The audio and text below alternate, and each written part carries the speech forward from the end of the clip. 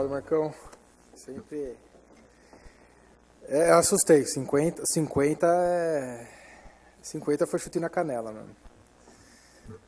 Para não falar em outro lugar, mas vamos dar sequência. Agora eu gostaria de convidar o professor Luiz Carlos Pinto da Silva Filho.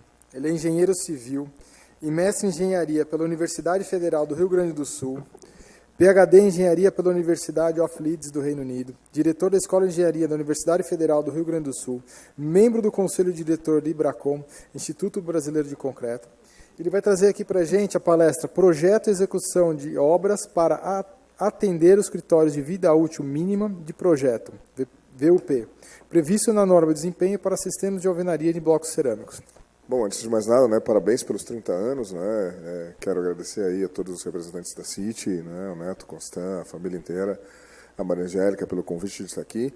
É sempre bom estar acompanhado, né, dessa gangue aí de pessoas aí que são referências nessa área de desempenho e ter uma plateia tão qualificada como tem aí, alguns monstros sagrados do desempenho aí, né, que tanto contribuíram. É sempre bom aqui estar com vocês e discutindo algumas coisas. Dessa vez, a tarefa que a Maria Angélica me passou foi falar um pouco sobre vida útil, né? Eu sou o homem da vida útil e da durabilidade, né? Foi uma coisa que desde o meu mestrado lá, quando eu fui escrever para o Varran, que era meu orientador, sobre durabilidade a sulfatos, eu pegava os conceitos e dizia, putz, mas esse negócio de durabilidade aqui não está muito bem definido, né? Não está muito claro o que está sendo falado em vários livros, e aquilo me deixou sempre intrigado. Eu fui fazer meu doutorado, voltei, abri a primeira disciplina de vida útil e durabilidade lá, e desde então a gente tem trabalhado bastante nesses conceitos. É muito bom ver o quanto a gente andou nessa área. Mas ela é sempre para todo mundo ainda, né, uma vaca sagrada aí, né? Como é que a gente vai resolver essa questão da vida útil? A gente teve tanto medo de colocar, né, pela primeira vez uma vida útil de projeto explícita numa norma nossa, né? Mas acho que assim, no fundo, vida útil é resultante de tudo que a gente vem falando até agora, né? E é isso que eu vou mostrar um pouquinho nessa palestra. Eu venho lá do Rio Grande do Sul, de um laboratório que é o Laboratório de Ensaios e Modelos Estruturais. Foi o primeiro laboratório de análise experimental lá do Rio Grande do Sul, né? Somos os primeiros a trabalhar na área de desempenho, na época que ainda tinha aquele, né, livro azul da Caixa, primeira câmara de choque térmico que foi montada numa dissertação de mestrado lá. Então a gente tem uma trajetória bastante grande, né, nessa área, e agora com o ITT, né, sendo criado também lá, o Rio Grande do Sul, felizmente, né, um polo nesse sentido, e pode colaborar com o país aí um pouco em como é que a gente pode avançar nessas questões, né?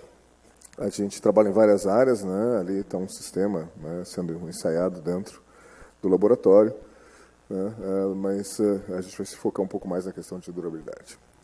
Por que a gente está aqui hoje, afinal de contas? E onde que a gente está? A gente está aqui basicamente porque alguns loucos aí, né, conseguiram durante 30 anos dizer que desempenho valia a pena, não desistiram da causa, porque outros loucos ficaram 10 anos tentando montar uma norma e achar um consenso mínimo que a gente pudesse, né, efetivar no país. E se a gente notar que, olha, o tempo está diminuindo, né? A gente teve 30 anos para convencer que a gente precisava de uma norma de desempenho, a gente teve 10 anos para consensuar uma norma de desempenho, e agora a gente tem 5 anos dessa norma em operação, né, 2013 para 2018, né, então a gente está acelerando muito e a gente está aumentando a maturidade. Imaginar há 10 anos que a gente ia ter documentos dessa categoria no Brasil ia ser quase que ilusório. Tu ia dizer, não, isso não acontece no Brasil, nós estamos preparados para isso. Ver que aquelas primeiras palestras que a gente dava lá em 2013, a gente precisava explicar o que era a norma, o que eram suas dimensões, né, ou seja, o que era desempenho, as pessoas não tinham nenhum sentido em relação a isso. A gente já aumentou o nosso nível de maturidade. Hoje nós já estamos discutindo números, né? A gente ainda não aprendeu que esses números, na realidade, representam expectativas de desempenho. Não é tanto o número que importa, o 45 decibéis. A gente está conseguindo atingir aquilo que a gente se propõe com aquele indicador como número, mas isso vai ser um processo natural. A gente vai ter que achar as equalizações. E talvez a grande lição, né, do dia de hoje isso não vai ser feito por nenhum ator da cadeia em separado. Isso vai ter que ser feito em parcerias. Isso vai ser feito com engajamento de muitas pessoas, como foi feito esse manual, como foi feito aqueles estudos, né? E eu acho que essa é a principal lição. Se vocês esquecerem tudo mais que a gente vai falar aqui hoje, lembrem-se disso. Nós estamos numa caminhada, é um processo de transição. Nós vamos ter que fazer essas transições baseadas em conhecimento, mas... a norma de desempenho vingou, né? Aqueles que apostaram contra dela, né, agora estão tendo que refazer seus pensamentos. E agora que a gente mudou de paradigma, não tem como voltar atrás. Então agora é só se aprofundar nessa revolução e realmente trabalhar em cima dela. E ela é uma revolução interessante, porque, como eu estava dizendo ali, né, agora há pouquinho com o Marcos, é uma revolução pró-qualidade, né? Se a gente imaginar lá que a primeira revolução da qualidade foi quando a gente começou a utilizar sistemas ISO, mas que a gente estava trabalhando no processo. Se eu fizesse consistentemente a coisa errada, eu conseguiria, né, mapear e certificar um processo ISO, né? Aí a gente começou a trabalhar um pouco mais numa visão de material e componentes, montamos os programas setoriais da qualidade, mas a gente ainda estava trabalhando de uma maneira isolada, né? Ou seja, um bom material numa execução ruim, a gente já viu bem hoje aqui, que não gera uma solução de conforto para um usuário. Então, a terceira onda, a norma de desempenho, ela de alguma maneira engloba as duas primeiras e completa esse ciclo, né? A gente aqui está olhando o sistema.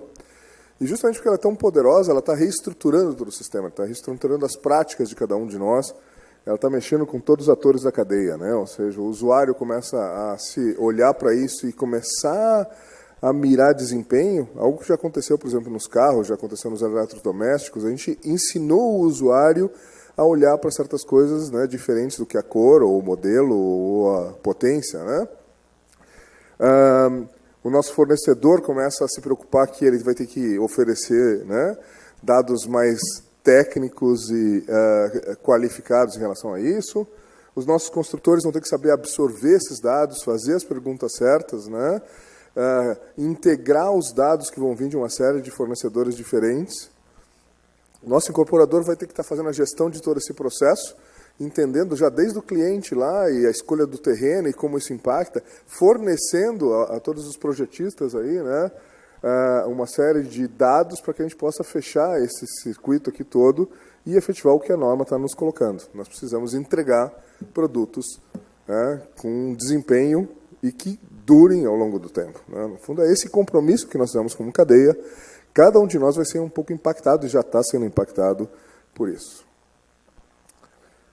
Aqui a gente está fazendo um recorte um pouco menor, né? A gente está dizendo assim, bom, mas vamos discutir como é que, né, um sistema de alvenaria estrutural estão dentro dessa marcha de desempenho que nós estamos fazendo, né? Por quê? Porque a gente quer que essa seja uma das opções que a gente tenha para construir nossas edificações. A gente já vem trabalhando muito nessa área, né? O Brasil, na realidade, é uma das referências mundiais em termos de alvenaria estrutural, né? Porque pela intensidade, pelo tamanho das edificações, pela qualidade dos nossos produtos, né? Outros países tiveram outras rotas. Os Estados Unidos, por exemplo, é muito mais forte nas estruturas de aço, que aqui representam uma parcela muito menor, né? Nós somos um país da alvenaria estrutural também, né? E acho que aí a gente tem uma responsabilidade ainda maior de desenvolver a melhor técnica possível nessa área.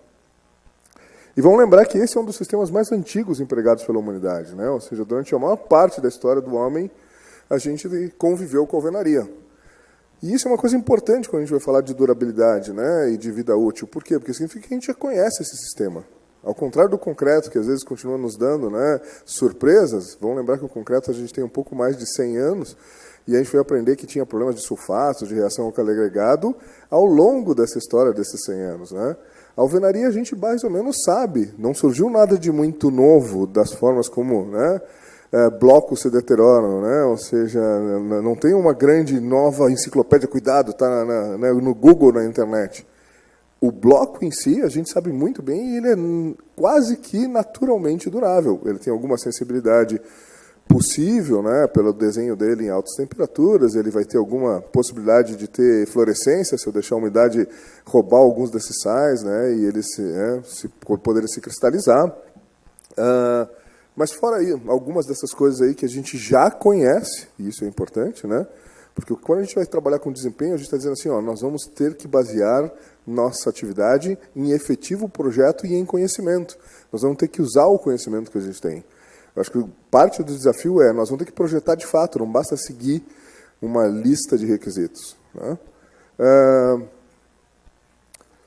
E, no entanto, a alvenaria que, né, teve milhares de anos aí, ela sofreu um grande golpe, parecido com o que sofreram os telefones, né, tradicionais, com a telefonia celular, com essa digitalização.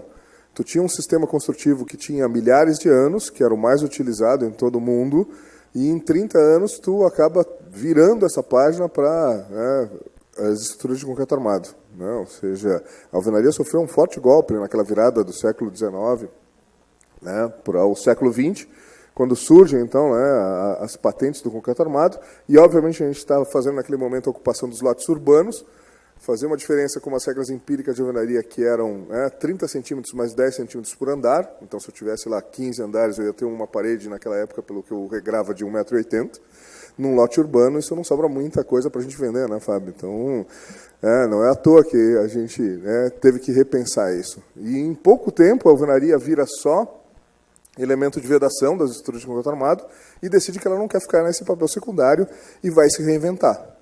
E vai se basear em conhecimento. E vai se estudar. E vai compreender como é que ela pode oferecer aquilo que estava sendo pedido. Um pouco como hoje em dia, não é? Ou seja, a gente não tem que voltar ao conhecimento, a gente não tem que ensaiar, a gente não tem que entender como é que a gente pode entregar mais qualidade.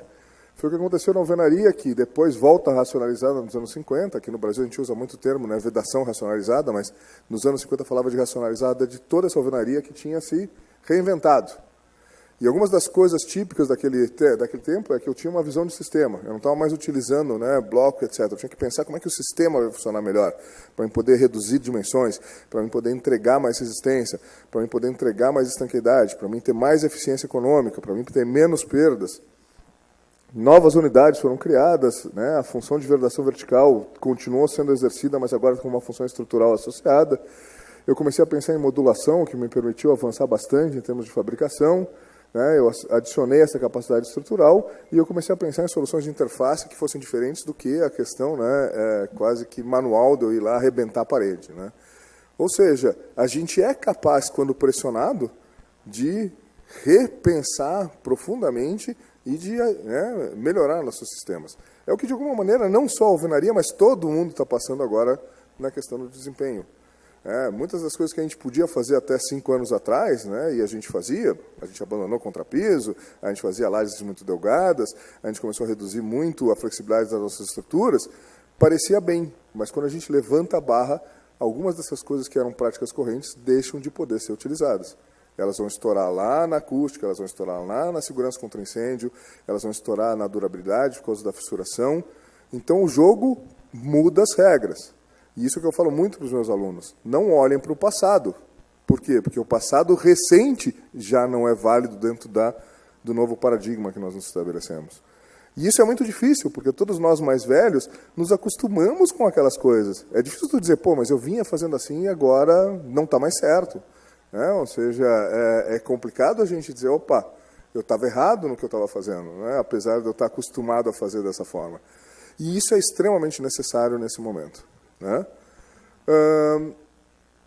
No final das contas, a gente tem que ter possibilidades, e hoje a gente tem alguns sistemas, né, de soluções de vedação vertical, e essa noção de visão de sistema, que de alguma maneira foi como a própria alvenaria se reinventou, é a mesma maneira como a gente vai ter que aprofundar para a gente poder garantir que a gente sabe como executar cada uma dessas soluções com as suas características, como bem disse o Bernardo, né? Ou seja, que vão variar, algumas, né, mais pesadas, outras mais leves, mas cada uma delas vai ter que chegar no ponto em que ela consegue entregar o desempenho que a gente quer. Né?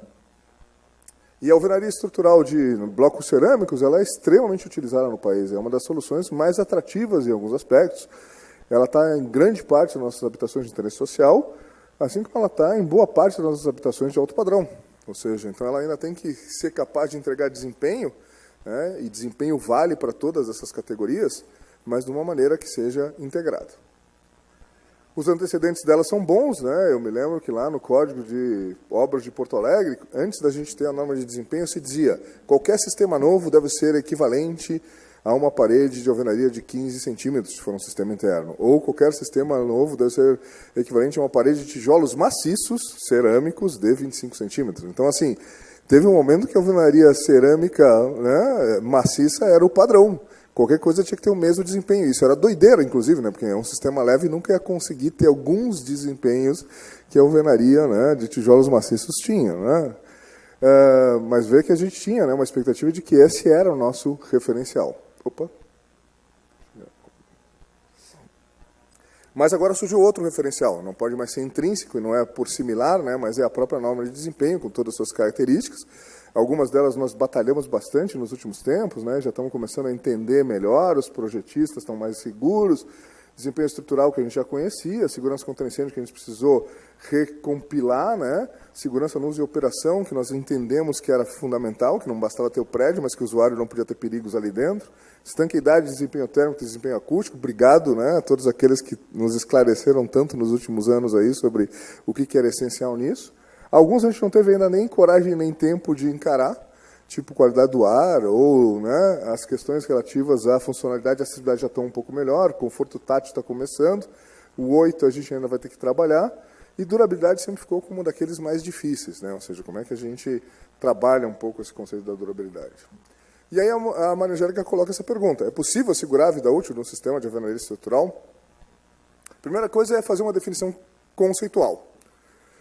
Vida útil é realmente de sistema, né? Ou seja, mas eu preciso, para entender a vida útil de um sistema, entender a durabilidade dos materiais que o compõem, né? Então, se eu fosse utilizar de outra cadeia, quando eu pego o material borracha, a durabilidade, os estudos de durabilidade da borracha vão designar como é que essa borracha se comporta em diferentes ambientes. Não existe uma única durabilidade. Existem comportamentos de durabilidade quando exposto a altas temperaturas, a ultravioleta, né, a diferentes tipos de ambientes.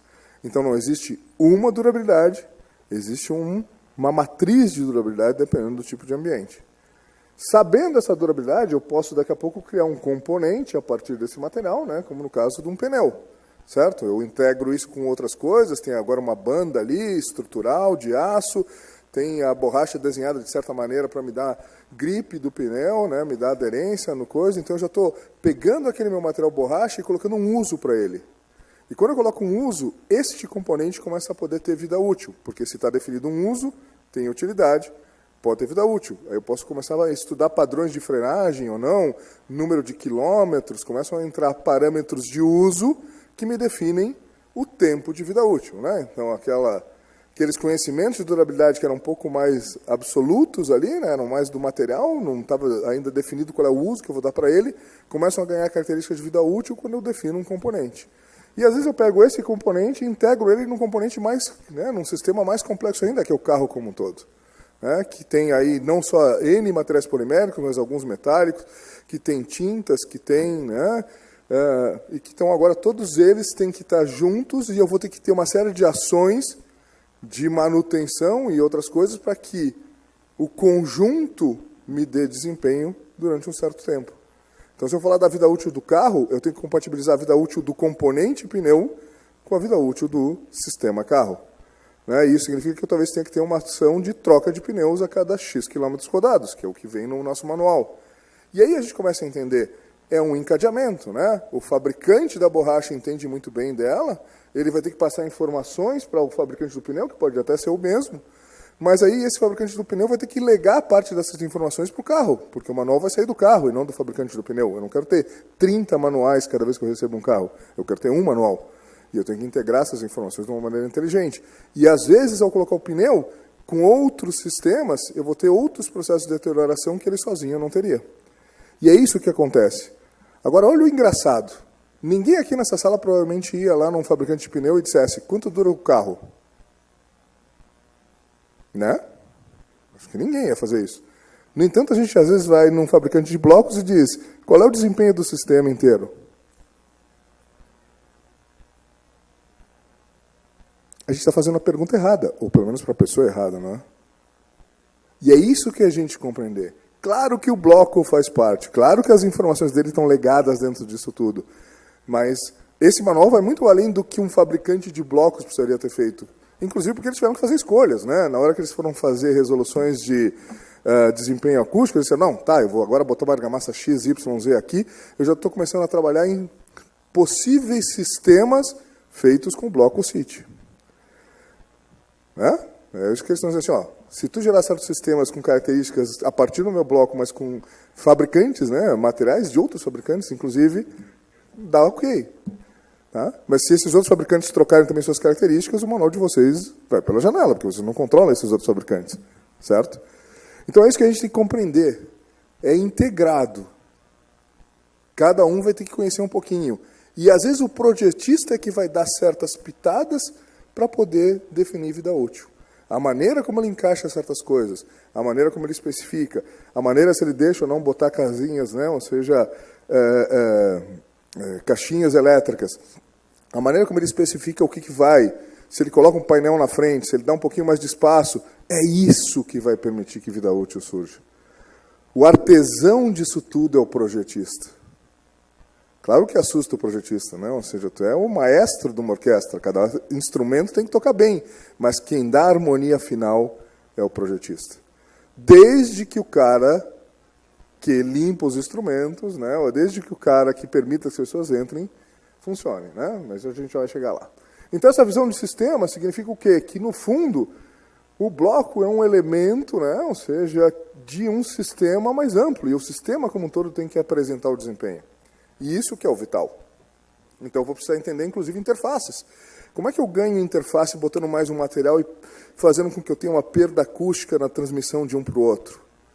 Isso nenhum material isolado tem, mas a maneira como eu construo o meu sistema pode me dar propriedades emergentes. Pode me dar ganhos ou perdas em relação ao desempenho. E a gente pode ter sistemas, às vezes, bem complexos, com mais de um material, com mais de uma cadeia ali, integradas, de tal maneira que o resultado final seja legal. Olha que bacana. Claro que é meio angustiante assinar o final disso aqui, né? Ou seja, o maestro tem que fazer a música rodar bem, ou senão o público vai vaiar. Mas, ao mesmo tempo, tem uma questão de desafio intelectual bacana. Olha, eu tenho todos esses ingredientes, como é que eu faço a melhor receita a partir disso?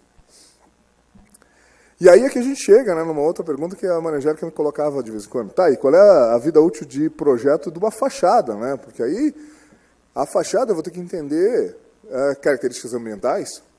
Tem muito ultravioleta, tem menos ultravioleta, tem mais umidade, tem menos umidade. Que materiais estão aí dentro? Como é que esses materiais foram integrados? Como é que eu vou ter de sombreamento ou não vou ter sombreamento? Ou seja, é todo um conjunto de conhecimentos que, nesse momento, eu diria que ninguém aqui seria capaz de 100% fazer uma projeção de vida útil de uma fachada. Porque a gente ainda está desenvolvendo parte desse conhecimento. Mas tudo bem, faz parte. Eu disse que a gente está num processo de maturação, a gente está num processo de entendimento disso. O que é importante para um projetista? O que é importante para quem vai executar? Usar o que de melhor a gente sabe hoje. Se a gente não souber tudo, faz parte da cadeia. Todos nós aqui, acho que todas as universidades vão estar prontos a defender alguém que diga, olha, de repente era assim que a gente pensava como conjunto, não deu certo. Né? Ou seja, se 2 centímetros com 1 megapascal começar a dar problema, bom, vão todos dizer assim, ó, me desculpem, senhores advogados, era isso o melhor que a gente podia fazer naquele momento. Vamos continuar estudando e avançar, como eu vou mostrar que a gente já está estudando algumas coisas.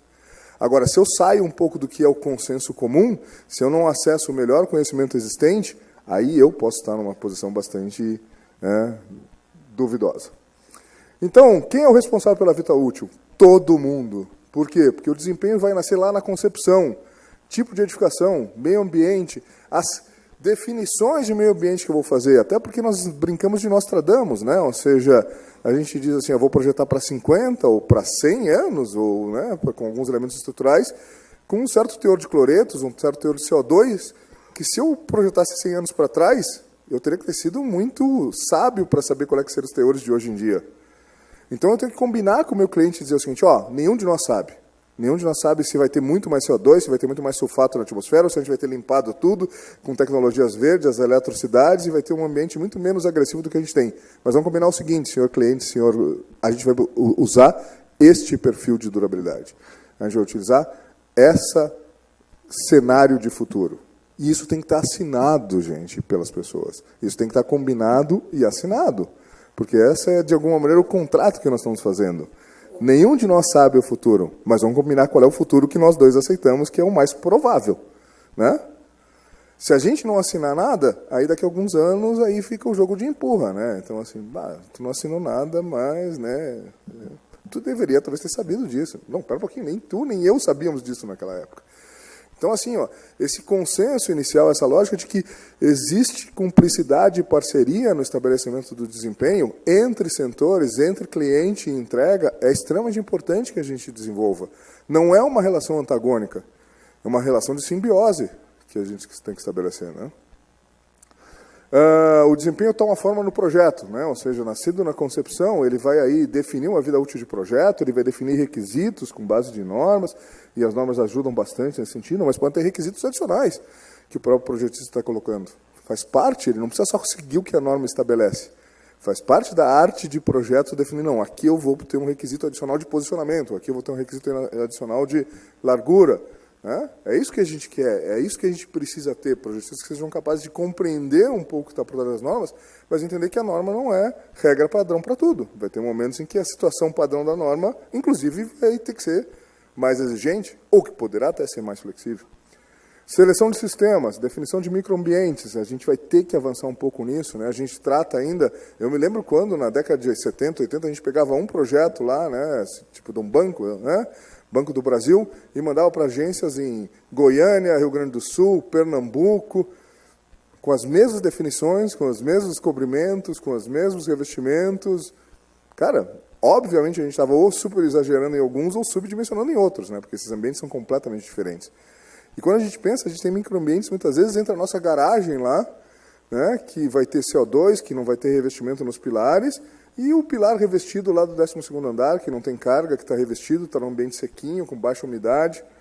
E, no entanto, a gente trata isso tudo como se fossem ambientes iguais. De novo, vai ser de um dia para o outro, nós vamos caracterizar todo esse ambiente, vai ter uma carta de ambientes para vocês, vai ter um livro dizendo isso? Não. Mas a gente tem que entender que a gente está vivendo nessa realidade. A gente tem que, aos poucos, ir se acostumando a tomar decisões dentro desse processo racional, entendendo as coisas, e não simplesmente atendendo números que estão nas normas. Né? A norma é extremamente importante, mas ela não é a Bíblia sagrada. Ela foi um consenso que nós criamos, e que pode ser mudado, e que deve ser mudado a partir da revisão em algumas das coisas que a gente está fazendo. O desempenho vai se consolidar na execução. A melhor tomada de decisões da concepção, a melhor definição de forma do projeto, pode se perder toda na execução. A execução pode botar o desempenho todo ele pelo ralo, como bem mostrado aqui, por exemplo, no caso acústico ou em outros casos. Né? A execução é um momento em que se consolida aquele desempenho. E, obviamente, também tem aquela questão de uso e conservação, né, que vem na fase de uso e conservação, que eu vou ter que ter a manutenção, a inspeção, o uso correto para que essas coisas possam continuar funcionando. É na execução que a gente define resolução de interfaces, é na execução que a gente ou pelo menos a gente garante que as decisões de projeto, né, se conformem, a gente acaba efetivando as sessões de dimensões de projeto, a gente dá qualidade, etc. E olha qual é o desafio, né? Olha aqui, a gente está dizendo que é tudo integrado, que é tudo pecinhas, que o desempenho não vai existir se eu não encaixar de uma maneira adequada o que está acontecendo em cada uma dessas fases. E em cada uma dessas fases aqui, se eu pegar só a fase de projeto, eu tenho ainda todo um problema de alinhamento de projetos, né? A Maria Angélica aí usa essa foto ali, né? Fazendo jus ao slide lá, né? Os escopos de projeto aqui eu tenho arquitetura de interiores, acústica, projeto de produção de vedações verticais, esquadrias, paisagismo, estruturas, contenções, segurança contra incêndio, impermeabilização, sistemas prediais. Eu tenho uma equipe de projeto que está ficando cada vez maior. E, no entanto, essas informações a gente avisou que elas têm que estar totalmente integradas e compatíveis se a gente quer ter bom desempenho. Se cada um tomar suas decisões de forma isolada, a chance da gente ter erros ou resoluções ruins é muito elevada.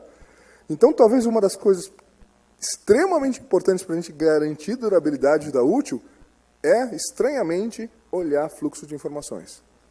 Se o fluxo de informações não estiver resolvido, a gente só vai ter vida útil por acaso. Não por desenho, não por projeto. Né? Cliente, incorporadora, fabricante de materiais, usuários, tem informações que fluem entre todos esses atores e que é necessário mapear. Uma peça, então, passa a ser cada vez mais importante. A gestão de projeto. Uma gestão de projetos técnica. Não uma gestão de projetos que seja baseada em cobrança de prazo ou cobrança de entrega de objeto. O gestor de projeto é um gestor de informação. As equipes de gestão de projetos são as que têm que melhor dominar essas interfaces. Isso é vital para que a gente possa funcionar bem como empresas. E aí, obviamente, tem algumas ferramentas, como o BIM, né, que hoje está sendo utilizada muito para a gente poder fazer a articulação de projeto entre diferentes projetistas, mas a gente vai ter que caminhar num BIM que vá lá pegar essas informações lá na concepção e articular elas e entregar elas, inclusive, através dessa fronteira, que vai ser a fronteira do gestor de projeto, provavelmente de uma incorporadora, para o gestor de projeto de conservação, que vai ser contratado por um síndico. Esse BIM integrado, né, essas informações que vão lá se articulando, vão ser essenciais para a gente assegurar a vida útil. Né? Eu tenho que saber lá na conservação como é que meus fornecedores de materiais me disseram que são as coisas mais importantes para mim cuidar em relação a isso. Então, qual é o papel do fabricante? Compreender como o seu produto pode ser usado. Né? A CIT tem que entender como é que isso vai ser usado de alguma maneira, para tentar identificar os problemas possíveis de desempenho, trabalhar para gerar soluções mais robustas e organizar e disponibilizar as informações sobre comportamentos e cuidados de manutenção específicos daquele material ou componente. É, no fundo, o que vocês tentaram fazer com isso, né? Ou seja, como é que será que vão utilizar isso? Qual é o papel que ele tem dentro daquele sistema? Será que eu consigo ir melhorando o meu material em relação a isso? E é exatamente o que não aconteceu naquela argamassa de encunhamento, né? Ou seja, essa argamassa de encunhamento não está entendendo como é que ela vai ser utilizada. Porque se ela não entende como ela vai ser utilizada, ela não identifica os problemas que vão acontecer com certas propriedades, ela não melhora essas propriedades e a gente jogou pela janela o desempenho. Né? E eu vou ter que caracterizar alguns aspectos do comportamento do componente que afetem o desempenho do sistema, e aí entra todos os ensaios, né, que a gente tem que fazer. Obviamente, não adianta fazer isso só para o bloco cerâmico, não. Ou seja, eu vou ter que fazer isso para todos, isso a Maria Angélica já disse, né? Os componentes que compõem o sistema e, inclusive, eventualmente, em alguns casos, estudar suas interações. Eu posso ter um chapisco que, né, dentro das características do manual de chapisco, funcione muito bem. Eu posso ter uma alvenaria que, dentro das normas de alvenaria, funcione muito bem e ter baixíssima aderência entre esse chapisco e a alvenaria. Né? Ou seja, eu tenho que entender as interações entre eles, eu posso ter problemas de retrações diferenciadas, é o que acontece muitas vezes, né? Como é que eu compatibilizo deformações de diferentes elementos. Né? Então, assim, o grout, a gente está começando a aprender algumas coisas em relação a grout, a gente fez uns estudos bem bacanas, né? O grout dá uma estabilidade estrutural, mas a gente viu que dependendo do desenho da interface interna daquele vazio do bloco, e dependendo das características do grout, o grout consegue se aderir melhor ou pior. Certos grouts, se eu tiver um certo desenho de interface frágil, na hora que eu aplicar carga, ele escorrega dentro do bloco. E, portanto, ele não consegue cumprir 100% da sua... Ou seja, eu tenho que fazer design de interface do bloco para o grout. Só que quando eu olhava só o bloco ou só o grout separado, eu nunca ia entender isso. Quando eu comecei a testar os dois juntos, a interação entre eles, eu começo a entender alguns processos que eu tenho que ter para melhorar meu projeto. Né? As argamassas de revestimento, né, elas são importantes para alguns aspectos, mas elas também podem ser extremamente fundamentais para a segurança contra incêndio. Na norma europeia, eu já tenho algumas argamassas padrão, que mesmo que eu não entenda tudo de segurança contra incêndio, a gente diz, se tu usar essas argamassas, né, à base de gesso ou à base de cementícia com essas propriedades, eu admito que isso vai te dar uma proteção contra incêndio que evite, eventualmente, o spoiling da alvenaria. Então, a gente vai ter que normalizar esse tipo de coisa e entender como é que a gente pode, inclusive com um material, proteger o outro e garantir melhores características de desempenho ao sistema. Aqui está aquela questão, né, todo o estudo foi redimensionado a laser, então diferentes blocos lá, né, lá foram blocos da Pauluse lá, então a gente estudou, e aí a gente colocava grout aqui dentro e fazia um ensaio de deslizamento desse grout para entender como é que estava a aderência. E, obviamente, a gente teve algumas surpresas, ou, obviamente, não, a gente teve algumas surpresas, né, que não necessariamente era a resistência do bloco, ou era a área total que simplesmente mandavam nisso, né, ou seja, a área de interface que a gente conseguiu recuperar via laser. Muitas vezes era a característica de como é que eram essas protuberâncias aqui, se elas eram mais fracas ou menos fracas, se o grout conseguia entrar na protuberância e se ancorar ou não. Porque se a protuberância for muito fina e o grout tiver pouca plasticidade, é como se ele não conseguisse entrar. Então, eu não ganho área em relação a isso. Tá? São detalhes, mas é só a base de conhecimento que a gente vai conseguindo chegar no que a gente pode em desempenho. E é esse conhecimento bem aplicado que pode nos dar a solução para quase todos os problemas de desempenho que a gente tem.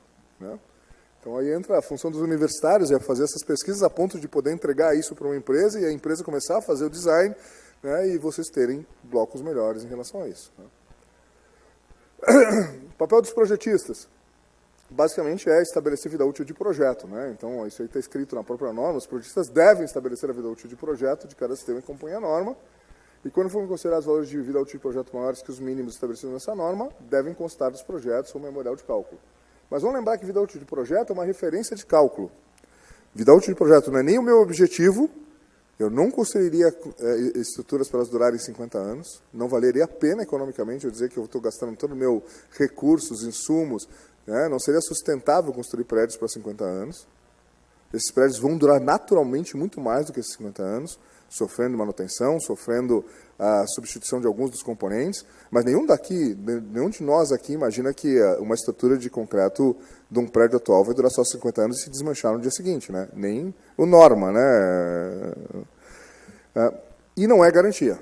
Então, a vida útil de projeto efetiva, né, é simplesmente um referencial para a gente poder fazer alguns dos cálculos necessários em projeto, para definição de cobrimento, para definição de alguns requisitos que vão dizer, ó, com isso eu garanto um certo desempenho por, no mínimo, uma certa período de tempo. Tá?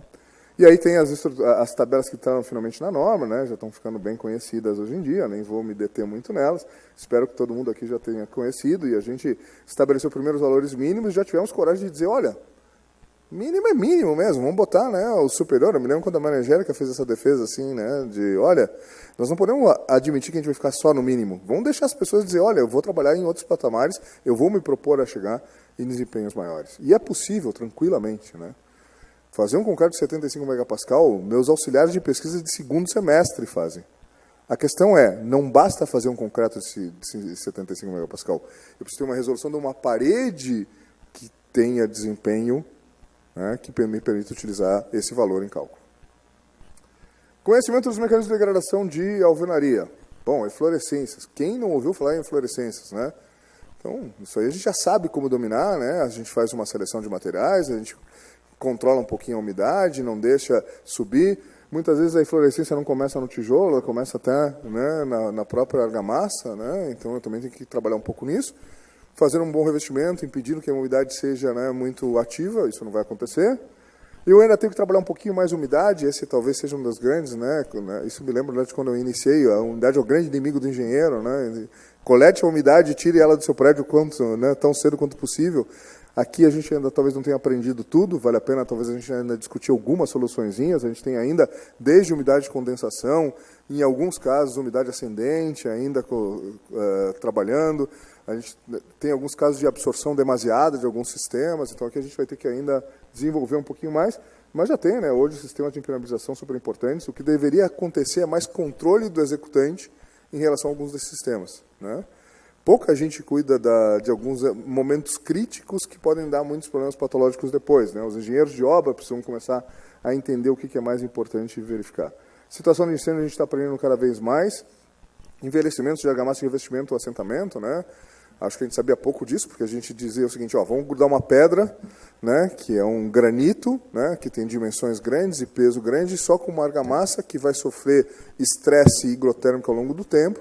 E a gente acredita que isso vai durar muito tempo, né, Fábio? A gente fazia isso, alguns anos atrás, dizia, ó, gruda lá no 17º andar, essa argamassa vai começar a sofrer tensões, ela vai fissurar, ela vai perder aderência, mas a gente pendurava. E esses mísseis ali, a gente teve que aprender que a gente tinha que, de repente, furar esses negócios, que a gente vai ter que ter algum outro suporte para que a gente possa chegar na durabilidade necessária, né? Tem todas as questões de fissuração, né? E aí a gente tem que entender, entra muito no projeto, entender como é que eu vou controlar a alvenaria, muitas vezes o elemento mais frágil, né? Ele é o nosso indicador. Esses daqui vocês não resolvam 100%, por favor, tá? Por quê? Porque em termos de inspeção, as fissuras em alvenarias muitas vezes são o que nos indicam problemas muito mais sérios em elementos estruturais. Então, algum nível de manter a alvenaria como indicador de problemas ainda é interessante, porque, né, senão a gente vai perder um pouco essa nossa medida de febre. Mas sim, tem algumas né, fissuras que a gente certamente pode controlar com projetos melhores, né? Assim como as questões relativas a, por exemplo, aderência e estresse térmico, né, higrotérmico, né, desenho de juntas, espaçamento entre juntas, resoluções de textura de interface. A gente aprendeu muito nos últimos anos, né? Hoje quem procurar já tem conhecimento suficiente para a gente poder trabalhar.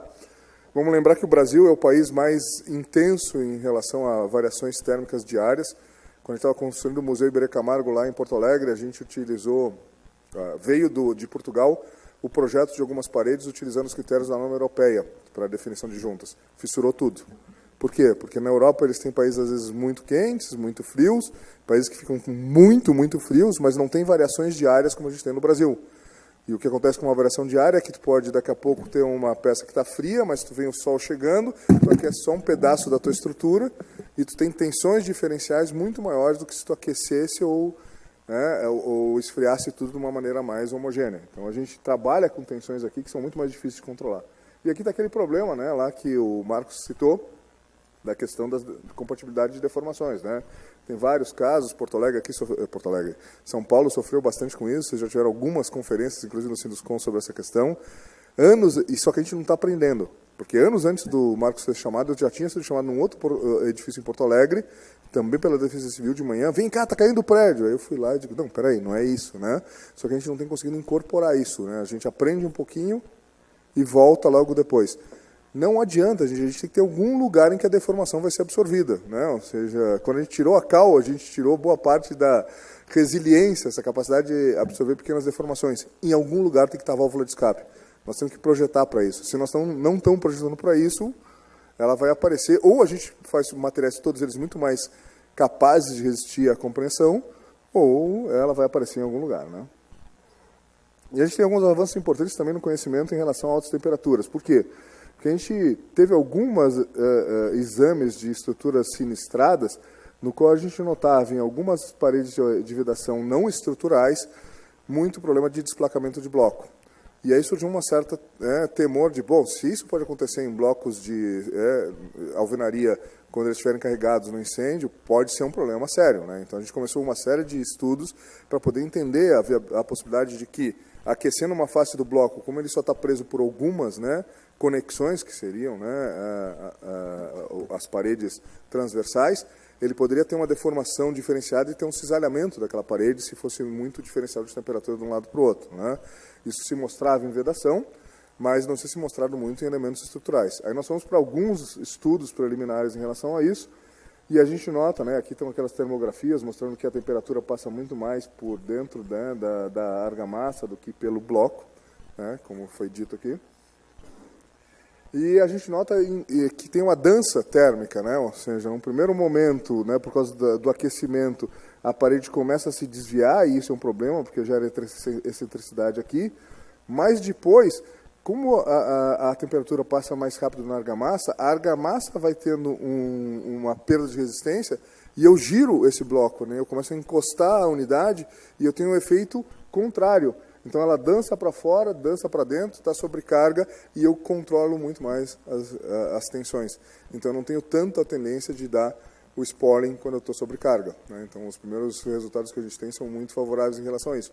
Mas, de novo, a gente tem que estudar, a gente tem que encarar os problemas, estudar e achar as formas como a gente vai conviver com eles, superar através de mais tecnologia, né? A solução é sempre mais tecnologia, nunca é meter a cabeça dentro da terra como uma avestruz, tá?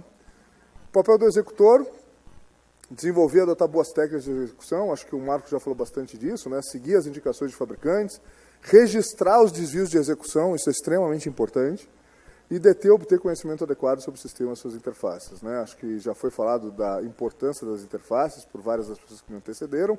O que talvez a gente devesse entender é que, além das normas, seria bacana, como outros países, gerar mais cadernos de execução, procedimentos recomendados, porque na norma, às vezes, não cabe ficar detalhando formas de fazer. A gente vai ter outros materiais complementares às normas. A gente tem feito isso pouco no Brasil, né? Como executar bem algumas coisas, assim. A gente podia certamente ter mais manuais de prática. Acho que seria muito saudável, talvez adaptando até alguns dos internacionais aí, mas trazendo isso de uma certa forma, né? Mais material de apoio. Tem coisas inadmissíveis, né? Ou seja, obviamente a gente não, né? Se a gente está trabalhando nesse nível de qualidade, não adianta, não vai ter desempenho.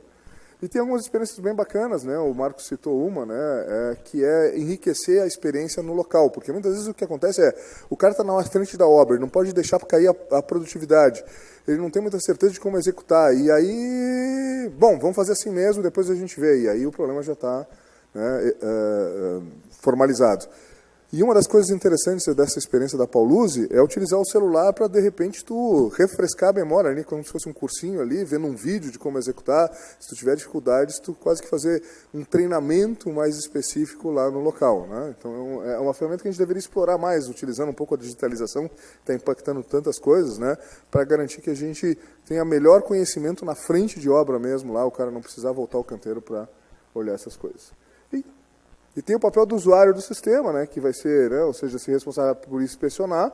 Por quê? Porque a gente, né, como disse, pode ter desvios de comportamento, né, algumas das hipóteses de cálculo pode não funcionar, e fazer manutenção, né. A pintura é uma das coisas mais importantes que a gente tem, né. A pintura protege a gente do ambiente, a pintura estica a vida útil.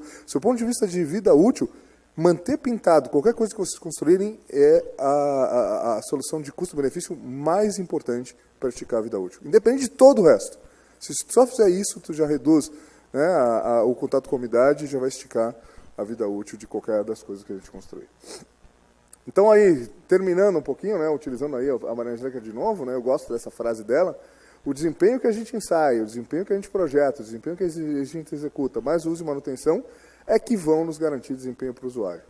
E se eu fizesse, né, uma adição aí, né, para a vida útil, eu tenho que fazer, sim, os ensaios necessários de todos os materiais e componentes. A gente faz ensaio demais em alguns casos, antes da gente ter certeza de que a gente está com uma solução viável. Muitas vezes era mais interessante estudar um pouquinho mais antes de sair para fazer ensaio de desempenho. A gente precisa compreender melhor alguns fenômenos. A tendência deve ser reduzir um pouco os ensaios, né, para ficar focado só naqueles ensaios de acompanhamento e controle, né. Isso que eu sou um laboratório de ensaio, né? Ou seja, mas é fundamental isso. A gente tem que ter um momento de equilíbrio do sistema, em que ele já conhece o suficiente que ele não precisa ficar ensaiando cada coisa, né? Boas práticas de execução, a gente tem que trabalhar muito nessa dimensão, né? Ou seja, a vida útil passa por execução. Mais conhecimento para a gente poder enfrentar os processos de perda de desempenho e conhecer eles e assim poder enfrentar. E uso e operação adequados, né?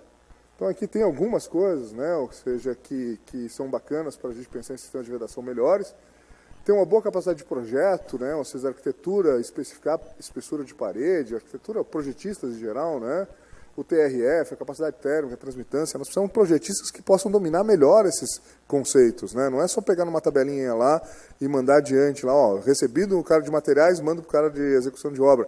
Eu tenho que entender quando é que eles são importantes para mim, como é que, inclusive, como projetista, eu posso ajudar com decisões de projeto que esse negócio aconteça. Como disse o Fulvio aí, se eu não resolver fachada, não adianta eu ficar melhorando, né, a minha parede de geminação, porque eu não vou ter conforto acústico ou isolamento acústico, né? Definir muito bem as características desses elementos no mínimo, argamassa de assentamento, de revestimento, de fixação superior, de cunhamento. Dificilmente a mesma argamassa vai conseguir, ou seria quase impossível ter uma argamassa que conseguisse cumprir essas funções tão diferentes, né? Então, a lógica de sistemas únicos aí me parece que ela é bem prejudicial. A visão do sistema e da solução completa, né? Olhar muito as interfaces. E temos que trabalhar juntos para poder ter as normas necessárias para cercar tudo, né? Ou seja, atualizar as normas e mantê-las atualizadas, né? Às vezes a gente tem normas que a gente sabe que estão dando coisas erradas e a gente mantém elas lá, só que isso é um problema jurídico. Então, com cuidados essenciais, cuidar com as deformações da estrutura, que devem ficar em limites bem definidos e compatíveis entre os diferentes elementos. Cuidar com as fundações, para que a gente não tenha sedimentos, e aí isso aí vem a refletir em todo o meu sistema. Projetar adequadamente o sistema de alvenaria, e aí o Marcos já trouxe uma série de práticas importantes.